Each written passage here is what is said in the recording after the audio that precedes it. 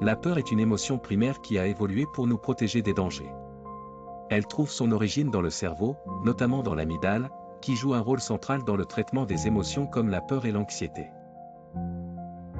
Lorsque nous percevons une menace, réelle ou imaginaire, l'amygdale envoie un signal d'alarme qui déclenche des réactions physiques, telles que l'augmentation du rythme cardiaque ou la sudation.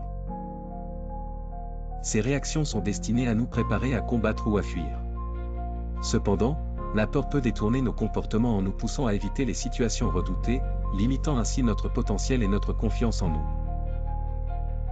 Pour surmonter les peurs, il est crucial de les affronter progressivement. Voici quelques techniques simples et efficaces. 1. Désensibilisation progressive. Il s'agit de s'exposer graduellement à la source de votre peur.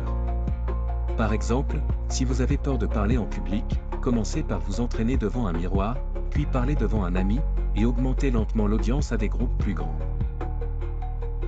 2. Visualisation positive. Prenez quelques minutes chaque jour pour imaginer une situation que vous craignez, mais visualisez-la se déroulant positivement. Cela peut vous aider à réorienter votre réaction instinctive de peur vers une réponse plus calme et confiante. 3. Respiration profonde. Lorsqu'on est confronté à une situation stressante, la respiration profonde peut aider à réduire l'anxiété en abaissant le niveau de cortisol. Inspirez profondément par le nez, retenez votre souffle pendant quelques secondes, puis expirez lentement. 4. Fixation d'objectifs réalistes.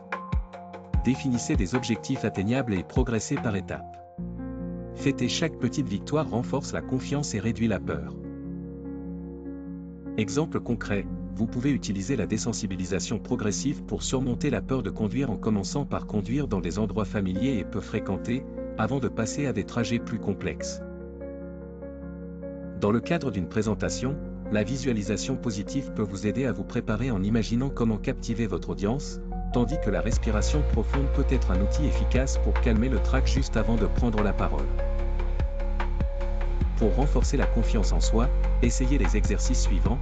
Tenez un journal quotidien de vos réussites, aussi petites soient-elles, participez à des activités qui mettent en valeur vos compétences comme un hobby ou un projet créatif. Ou rejoignez des groupes où vous pouvez échanger sur vos expériences et vous soutenir mutuellement.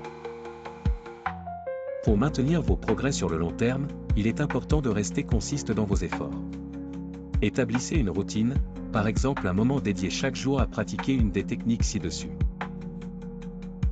Fixez des points de contrôle pour évaluer vos progrès et réajuster vos stratégies si nécessaire.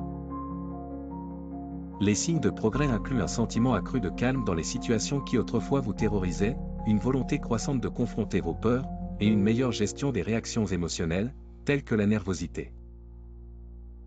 Cependant, il existe des pièges à éviter, tels que vouloir aller trop vite ou éviter de reconnaître une peur.